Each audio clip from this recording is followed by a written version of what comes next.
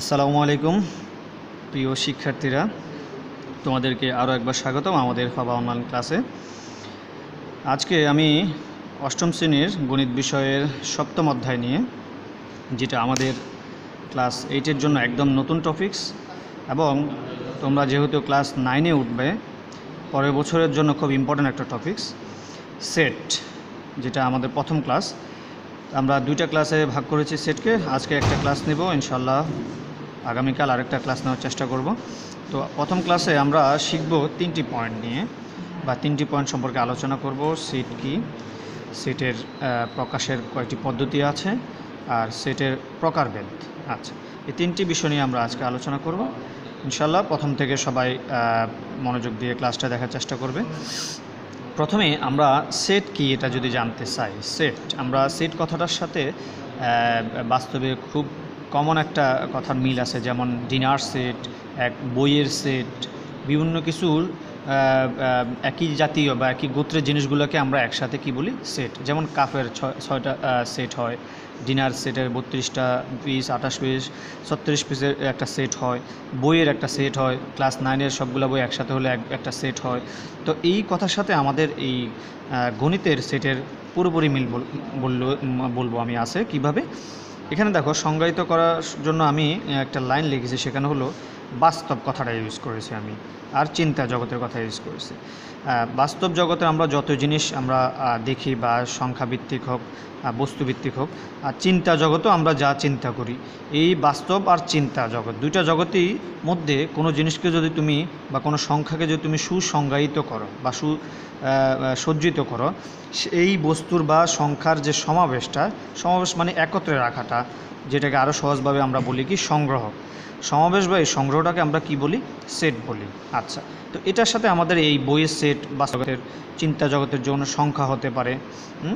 এই বাস্তব জগৎ, চিন্তা জগতের যত কিছু আছে, এই সবগুলো জিনিসগুলা সুসংজ্ঞায়িত বা সুসজ্জিত কোনো বস্তুর সমাবেশ বা এই সংগ্রহকে আমরা কি বলবো, সেট বলবো। সেটা বোঝার জন্য দেখো, আমি এখানে উদাহরণ হিসেবে কয়েকটা পয়েন্ট লিখেছি। সেটা হলো, ধরো তুমি 3টে অ্যালফাবেট নিছ, এ বি সি, এদের সেট তুমি বানাতে চাচ্ছ। সেটা কিভাবে, এ কমা বি কমা সি। তাহলে আমরা দেখতে পাচ্ছি সেট প্রকাশের জন্য প্রাথমিক কন্ডিশন হলো কি, সেকেন্ড ব্র্যাকেট। প্রাথমিক কন্ডিশন হলো কি, সেকেন্ড ব্র্যাকেট, যেটা দিয়ে তাদেরকে আমি কি করব, আবদ্ধ রাখবো। দেখো, আমরা যতগুলো সেট কথা বলেছি, বইয়ের সেট, তারপর ডিনার সেট, তারপর আমার যতগুলো সেট যেখানে থাকবে, সেখানে একটা আবদ্ধ জিনিস থাকবে। তুমি ডিনার সেটকে একটা বক্সে আবদ্ধ করে রাখো, বইকে একটা সুতি দিয়ে আবদ্ধ করে রাখো, বা একটা মোলাট দিয়ে আবদ্ধ করে রাখো। তো এখানেও আমাদের ম্যাথমেটিক্সের সেটের ক্ষেত্রে আমরা এই সুসজ্জিত বা যে সুসংজ্ঞায়িত বস্তুর সমাবেশ বা সংগ্রহ করলাম, সেটাকে আমরা আবদ্ধ করে রাখবো কি দিয়ে, সেকেন্ড ব্র্যাকেট দিয়ে। কি দিয়ে, সেকেন্ড ব্র্যাকেট দিয়ে। আশা করি বুঝতে পেরেছ।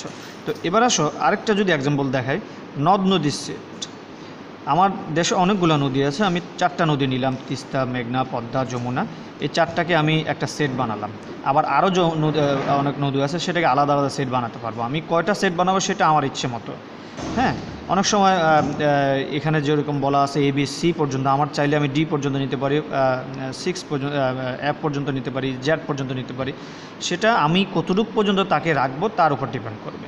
এবার আসো, এইভাবে যদি সেটটা হয়, যেটা আমার কথায় বলা আছে যে প্রথম 2টি জোড় স্বাভাবিক সংখ্যার সেট, প্রথম 2টি জোড় স্বাভাবিক সংখ্যার সেট, সেক্ষেত্রে দেখো কথাটা কিন্তু এখানে আমি বুঝে ফেলতেছি প্রথম 2টি স্বাভাবিক সংখ্যার সেট। আগে আমি একটু শর্ত দিয়ে দিয়েছি, সেই শর্তটাকে আমি যখন আবার সংখ্যা আকারে লিখেছি, ঠিক সেট গঠন পদ্ধতি বা তালিকা পদ্ধতি এটাকে বলা হয়, এই পদ্ধতিতে আমি লিখেছি।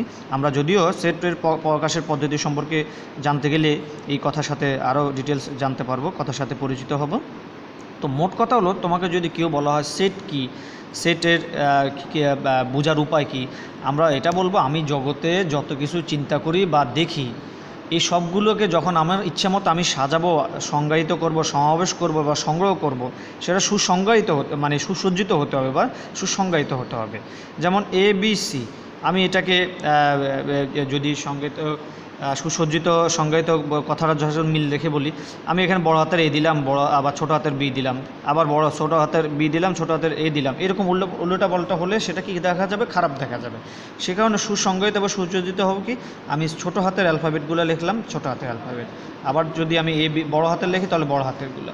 আবার এখানে নদীর সেট, নদীর সাথে আমি তিস্তা, মেঘনা, যমুনা, পদ্মা বললাম, কিন্তু আমি আবার যদি এখানে ফুলের নাম ঢুকিয়ে দিই তাহলে সেটা কি হবে না, সুসংজ্ঞায়িত বা সুসজ্জিত হবে না। এটাও একটা দেখার বিষয়। আচ্ছা, এবার আসো সেটের আমরা ক্ষেত্রে জানলাম যে সেট জন্য প্রাথমিক কন্ডিশন হলো সেকেন্ড ব্র্যাকেট থাকতে হবে এবং ভিতরে যে উপাদানগুলো থাকবে সেগুলোকে কি কমা দিয়া আলাদা করতে হবে।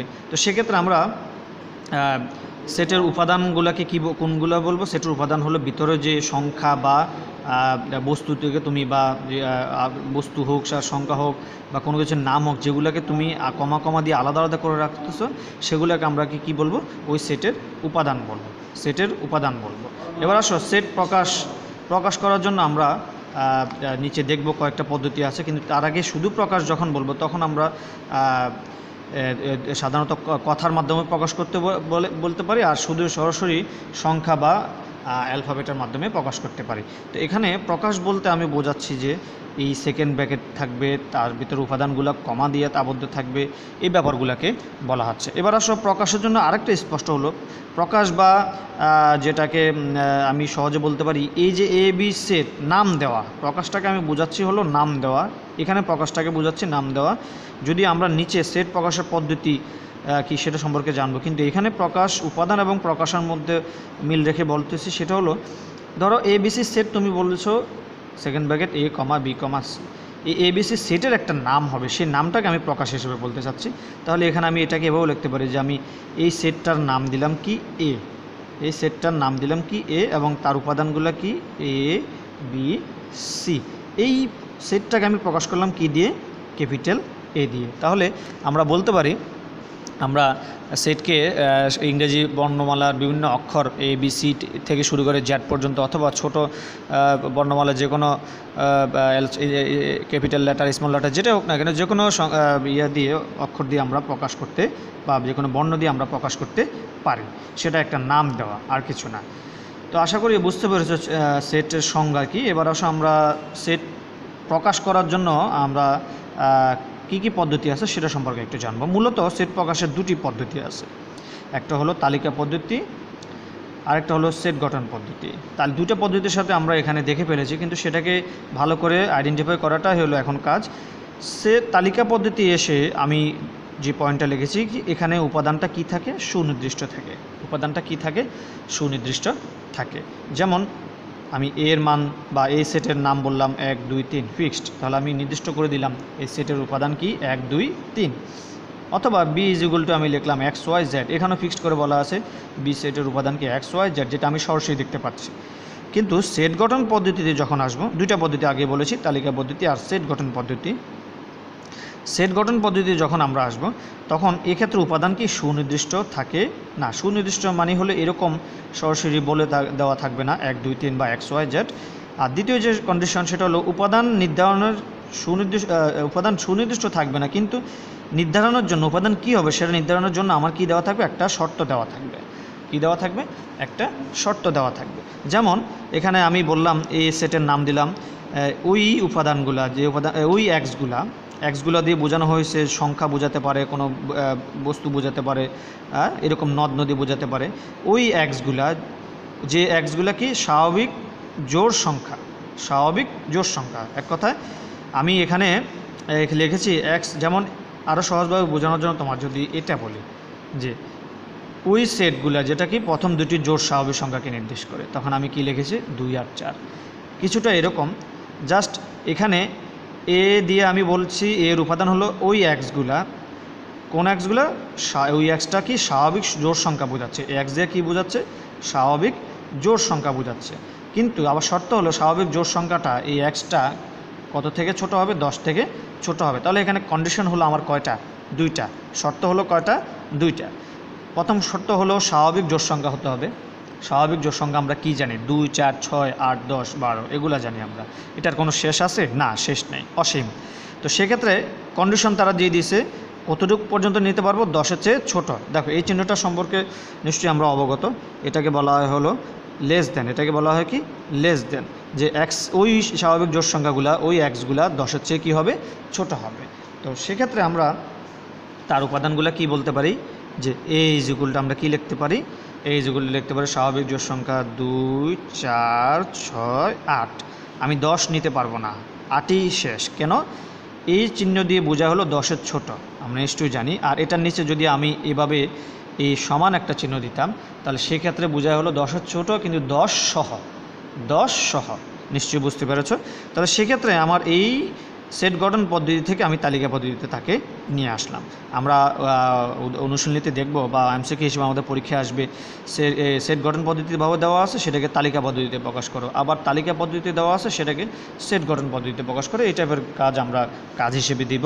তো আশা করি বুঝতে পেরেছ দুটি পদ্ধতি সম্পর্কে। সেট দুই ভাগে প্রকাশ করা যায়, একটা হলো তালিকা পদ্ধতি আর একটা হলো সেট গঠন পদ্ধতি। দুটার ক্ষেত্রে দুটা শর্ত স্পষ্ট। একটা উপাদানগুলা সুনির্দিষ্ট থাকে, আর একটা উপাদান সুনির্দিষ্ট না থাকলেও তার কি উপাদান বের করার জন্য শর্ত দেওয়া থাকে। আশা করি বুঝতে পেরেছ। এবার অবশ্য আমরা দেখব তৃতীয় যে আলোচ্য বিষয় আজকে, সেটা হলো সেটের প্রকারভেদ আমরা সম্পর্কে জানবো। সেট কত রকম হতে পারে এবং সেটের প্রকারভেদগুলো আমরা একটু ভালো করে জানার চেষ্টা করব। সসীম সেট প্রথম আছে আমাদের এখানে কি? সসীম সেট। সসীম কথাটার সাথে আমরা যদি মিল খুঁজতে যাই, বাংলা আবিধানিক অর্থ, যার শেষ আছে তাকে বলা হয় কি? সসীম। তো সেটের ক্ষেত্রে আমরা সেই জিনিসটাই পাবো, যে সেটের উপাদানগুলোর কি আছে? শেষ আছে, শুরু থেকে শেষ আছে, সেগুলোকে আমরা কি বলবো? সসীম সেট। যেমন আমি এখানে এ বি সি ডি, আমার শুরু এ দিয়ে হয়েছে, ডি দিয়ে শেষ হয়েছে, তাহলে এটা সসীম। যেমন এখানে বি 5 দিয়ে আমি শুরু করেছি, 5 গ্যাপ দিয়ে আমি 10, তারপর 15 নিলাম, এভাবে ডট ডট দিয়ে বললাম যে আরও অনেক সংখ্যা আছে মাঝখানে, এবার 5 গ্যাপ দিয়ে আমি কত পর্যন্ত যাব? 100 পর্যন্ত যাব। তার মানে শুরু আর শেষ আছে যে সেটের, সেটাকে আমরা কি বলবো? সসীম সেট। তার পাশাপাশি মিল রেখে অসীম সেট আমরা যদি বলি, যার শেষ নাই তাকে আমরা কি বলি? অসীম সেট। ধরো আমি একটা উপাদান বললাম, স্বাভাবিক সংখ্যা 1, 2, 3, 4। স্বাভাবিক সংখ্যা নর্মালি আমরা কি জানি? শেষ নাই। তো সেক্ষেত্রে আমরা ডট ডট দিয়ে বোঝাচ্ছি হলো এটার শেষ নাই, যাকে আমরা বলতে পারি অসীম সেট অথবা ইনফাইনাইট সেট, আর সসীম সেট অথবা ফাইনাইট সেট। ওকে, তো অসীম সেট বোঝানোর জন্য এখানে আরেকটা কথা বললাম, এই কথাটার সাথে মিল রেখে বা তালিকা পদ্ধতিতে বোঝানোর জন্য, সেট গঠন পদ্ধতিতে বোঝানোর জন্য অসীম সেট। বি হলো ওই উপাদান যেটা এক্স দিয়ে প্রেজেন্ট করা হচ্ছে, যে উপাদানগুলো কি? স্বাভাবিক বিজোড় সংখ্যা সেটকে নির্দেশ করতেছে। স্বাভাবিক বিজোড় সংখ্যা সেট। স্বাভাবিক বিজোড় সংখ্যা সেট আমরা কি জানি? 1, 3, 5, 7, 8, 9, 11, এটার কোনো শেষ নাই যদি শর্ত দেওয়া না থাকে। আমরা কিছুক্ষণ আগে দেখেছি এই তালিকা পদ্ধতিতে প্রকাশের জন্য আমরা এখানে স্বাভাবিক জোড় সংখ্যা লিখেছি, এটা যদি এই জায়গায় শর্ত না দিতাম তাহলে এটাও অসীম সেট হয়ে যেত। কি সেট হতো? অসীম সেট বা ইনফাইনাইট সেট। ঠিক এটা বোঝানোর জন্য এখানে আরেকটা সেট গঠন পদ্ধতিতে বোঝানো হয়েছে যে ওই উপাদান এক্সকে রিপ্রেজেন্ট করতেছে, যে উপাদানগুলোকে স্বাভাবিক বিজোড় সংখ্যা সেটকে বোঝানো হয়েছে, কিন্তু এই ক্ষেত্রে কোনো শর্ত নাই। শর্ত না থাকার কারণে এটা কি ইনফাইনাইটলি চলতেই থাকবে। এগুলাকে বলা হয় অসীম সেট। এবার আসো ফাঁকা। ফাঁকা কথাটার সাথে আমাদের বাস্তবে ফাঁকা কথার মিল আছে। যে সেটের ভিতর কোনো উপাদান থাকবে না সেটাকে আমরা কি বলবো? ফাঁকা সেট। দেখো আমরা সেট সাধারণত সেকেন্ড ব্র্যাকেট দিয়ে রিপ্রেজেন্ট করি, কিন্তু এর ভিতরে কোনো উপাদান নেই, সেটাকে আমরা কি বলি? ফাঁকা সেট। ফাঁকা সেটও একটা সেট হিসেবেই গণ্য করা হয়। এটার ভিতর কিছু নেই, তারপরে সেটা কি? সেট আকারে আছে, যে কারণে ফাঁকা সেটও একটা সেট। এটা দুইভাবে প্রকাশ করা যায়, দুইটা সেকেন্ড ব্র্যাকেট দিয়ে অথবা এই চিহ্ন দিয়ে আমরা প্রকাশ করতে পারি। এই চিহ্নটাকে ফাঁকা সেট বলা হয়। কিন্তু এটা করা যাবে না, অনেকে কি করে? এই সেকেন্ড ব্র্যাকেটেও দেয়, ভিতরে দিয়ে দেয় এই আরেকটা ফাঁকা সেটের চিহ্ন, তাহলে ডাবল ফাঁকা সেট চিহ্ন হয়ে গেল। ভুলেও এটা করা যাবে না। আমরা হয় এই চিহ্ন ব্যবহার করবো ফাঁকা সেটের জন্য, আর না হয় এই চিহ্নটা, এই প্রতীকটা ব্যবহার করব। এবার আসো উপসেট। উপসেটটা খুব ইম্পর্ট্যান্ট একটা পার্ট। আমরা যদি একটা সেট বিবেচনা করি, যেটা হলো উপাদান কি? 1, 2, 3, 1, 2, 3। তো এখানে আমরা এই সেট থেকে, এই সেট নিজেও একটা সেট, এই সেট থেকে আর কতগুলো সেট বানাতে পারি? এই সেটের উপাদান কয়টি আছে? 3টি। এই সেটের উপাদান কয়টি আছে? 3টি। এই সেট থেকে আমি কতটি উপাদান বানাতে পারি? আমরা জানি যে কোনো সেটে কোনো উপাদান না থাকলেও সেটার কি একটা ফাঁকা সেট থাকে। যে কোনো সেটের উপাদান থাকলেও ফাঁকা সেট থাকবে, উপাদান না থাকলেও ফাঁকা সেট থাকবে। তার মানে ফাঁকা সেট হলো যে কোনো সেটের উপাদান। তো ধরো আমি বলেছি এই সেট থেকে কত প্রকারের আমি সেট বানাতে পারি। ধরো একটা ফাঁকা সেট, 1 2 3 সে নিজে একটা সেট, 1 আর 2 দিয়ে একটা সেট বানাতে পারি, 1 আর 3 দিয়ে বানাতে পারি, 2 আর 3 দিয়ে বানাতে পারি, তারপর এক সিঙ্গেল একটা করে বানাতে পারি, 1 একটা সেট, 2 একটা সেট, 3 একটা সেট, এভাবে অনেকগুলো সেট আমি বানাতে পারবো। তাহলে কয়টা হলো? 1 2 3 4 5 6 7 8। তার মানে উপাদান সংখ্যা 3টা হলে তার উপসেট বা তার থেকে বানাতে পারবো এরকম কয়টা সেট? 8টা। কয়টা সেট? 8টা। আচ্ছা, তো আমরা এটা খুব সহজে বুঝতে পারবো এই two to the power n সূত্র দিয়ে, two to the power n সূত্র দিয়ে। যদিও এটা তোমাদের এখানে নেই, 9-এ আছে, তারপর অগ্রিম শিখিয়ে দিচ্ছি। একটা সেটের কতটা উপসেট হবে, আমরা উপসেট শিখতেছি। কি শিখতেছি? উপসেট। একটা সেটের কতটি উপসেট থাকবে সেটা আমরা খুব সহজে বের করতে পারবো two to the power n সূত্র দিয়ে। টুটা তো বেস যেভাবে আছে সেভাবে, n দিয়ে বোঝা হলো কয়টা উপাদান আছে। যে সেটের উপসেট আমরা বের করব সেটার উপাদান কয়টি? 3টি। তাহলে n এর মান এখানে 3 বসাবো, তাহলে 2 কিউব কত? 8। তার মানে আমার উপসেট কয়টা বের হবে? 8টা। উপসেট কয়টা বের হবে? 8টা, যেটা আমরা এখানে মিল পেয়েছি। এবার আসো, এই যে কথাটা বললাম, ফাঁকা সেট যে কোনো সেটের কি উপসেট। ফাঁকা সেটটা সবার সাথে কি ফ্রি হিসেবে আছে, তো আমরা সহজে বলতে পারি ফাঁকা সেট যে কোনো সেটের কি হিসেবে থাকবে? উপসেট হিসেবে থাকবে। এবার আসো, উপসেট প্রকাশের জন্য একটা প্রতীক আছে যেটা আমরা এই চিহ্ন দিয়ে প্রকাশ করব, এবং সেটা বোঝানোর জন্য একটা এক্সাম্পল দিলাম। সেটা হলো এখানে আমি এই সেটকে ভাঙিয়ে দেখো অনেকগুলো সেট পেয়েছি, তার থেকে একটা সেট নিলাম 1 2, তার থেকে একটা সেট নিলাম কি 1 2, এবং এটার নাম দিলাম আমি কি বি। তাহলে আমরা দেখতে পাচ্ছি এই বি সেটটা কার উপসেট? এ এর। বি সেটটা কার উপসেট? এ এর, তাই না? তাহলে এটাকে লিখবো আমরা কিভাবে? এই বি উপসেট চিহ্ন দিলাম বা প্রতীক দিলাম কার? এর। যার উপসেট তার দিকে এই জিনিসটা ঘোরানো থাকবে, মনে রাখবা, ঠিক আছে? আর যে উপসেট হয় সেটার বিপরীত দিকে ঘোরানো থাকবে। তো আমরা এই প্রতীক দিয়ে আমরা উপসেটকে চিনব। খুব সহজে চেনার জন্য এই প্রতীকটা আমরা ব্যবহার করি। আচ্ছা, এখানে পরবর্তী যে টপিক্সটা হলো সার্বিক সেট। সার্বিক সেট আমরা কালকে আরও ডিটেলসভাবে আলোচনা করব, আজকে একটু শর্টভাবে বলে দিচ্ছি। তো সকল সেট সার্বিক সেটের কি উপসেট, 2টা পয়েন্ট বোঝানো, সার্বিক সেট বোঝানোর জন্য 2টা পয়েন্ট লিখেছি। সকল সেট সার্বিক সেটের উপসেট। আচ্ছা, সকল সেট, সাপোজ এটা দিয়ে যদি আমি বোঝাই এই সবগুলা সেট, 8টা সেট, এই সবগুলোকে কী বলতেছি আমরা? উপসেট। উপসেটও এক একটা কি সেট। এই সবগুলো উপসেট কার থেকে পেয়েছি আমরা? এ থেকে। তাহলে এই সবগুলা এর সাপেক্ষে এর সবগুলাকে, বা এই সবগুলাকে আমরা কি এর সাপেক্ষে আমরা কি বলেছি? উপসেট। কিন্তু আমি যদি সার্বিক সেটের সংজ্ঞা এখান থেকে দিতে চাই যে সকল সেট সার্বিক সেটের কি উপসেট। দেখো এই সবগুলা সেট কার উপসেট? এর। তাহলে আমরা বলতে পারি এই সবগুলা সেট সাপেক্ষে এ কি সার্বিক সেট, সবগুলা কি এ কি সার্বিক সেট।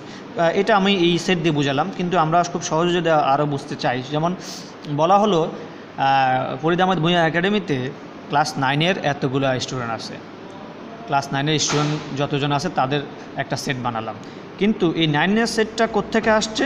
টোটাল প্রতিষ্ঠান থেকে, ফরিদ আহমেদ ভূঁইয়া একাডেমি থেকে। তাহলে ফরিদ আহমেদ ভূঁইয়া একাডেমির মধ্যে অনেকগুলো সেট আছে, ক্লাস 6 7 8 9 10 11 12 এরকম অনেকগুলো সেট আছে। তার থেকে আমি একটা সেট নিলাম কি ক্লাস 9-এর স্টুডেন্টের সেট। তাহলে ওই ফরিদ আহমেদ ভূঁইয়া একাডেমির সাপেক্ষে ক্লাস 9-এর স্টুডেন্টটা একটা কি হলো? উপসেট হলো। আর এই সবগুলা ক্লাস যেহেতু ফরিদ আহমেদ ভূঁইয়া একাডেমির অধীনে, তাহলে ফরিদ আহমেদ ভূঁইয়া একাডেমিকে আমি কি বলতে পারি? সার্বিক সেট। সার্বিক সেট, এই জন্য বলা হয়েছে সকল সেট কি সার্বিক সেটের উপসেট বা অধীনে। এবার আসো, সার্বিক সেটকে আমরা বোঝানোর জন্য ক্যাপিটাল ইউ দিয়ে ব্যবহার করব আমরা, যেটাকে আমরা সার্বিক সেট বোঝানোর জন্য ব্যবহার করব। আবারও বলি, সার্বিক সেট বোঝানো হয় ক্যাপিটাল ইউ দিয়া, সার্বিক সেট বোঝানো হয় ক্যাপিটাল ইউ দিয়া। এবার আসো পূরক সেট। পূরক সেটটা আমরা সার্বিক সেটের সাহায্য নিয়ে বোঝার চেষ্টা করব। প্রথমত সার্বিক সেটকে আমরা কী দিয়ে লিখি? ইউ দিয়ে লিখি। ওকে, এখন এখান থেকে যে কোনো একটা সেট যদি আমি এ ধরি, এ ইউ এর একটি কি উপসেট ধরে নিলাম। এখন এর বহির্ভূত সকল উপাদান নিয়ে গঠিত সেটকে আমরা কি বলবো? পূরক সেট। আবার বোঝার চেষ্টা করি, সাপোজ এর উপাদান আমি 1 2 3 ধরলাম, আর সার্বিক সেট ইউ মানি যত সংখ্যা আছে বাস্তবে সবগুলোকে ধরলাম। এখন এর বহির্ভূত একে বাদ দিয়ে, এ বহির্ভূত মানে একে বাদ দিয়ে সকল যে উপাদান থাকবে ওদের নিয়ে গঠিত যে সেট, সেটা আমার কি হয়ে যাবে? পূরক সেট। মোট কথা সার্বিক সেট থেকে তোমার যে সেটে পূরক সেট আমরা বের করবো সেটাকে বাদ দিলে আর যা থাকবে সেটাকে আমরা কি বলবো? পূরক সেট, এবং দুই ভাগে প্রকাশ করা হয়, সেটা হলো সি এর উপর সি দিয়ে এবং এর উপর কি দিয়ে, প্রাইম দিয়ে। মনে রাখবা দুইটা প্রতীক আছে আমাদের পূরক সেট প্রকাশ করার জন্য, এ প্রাইম আর এ সি। সি দিয়ে বোঝায় হলো কমপ্লিমেন্ট, পূরক সেটের ইংলিশ হলো কমপ্লিমেন্ট, এই কমপ্লিমেন্টের সি দিয়ে আমরা পূরক সেট বোঝাচ্ছি। আশা করি বুঝতে পেরেছে।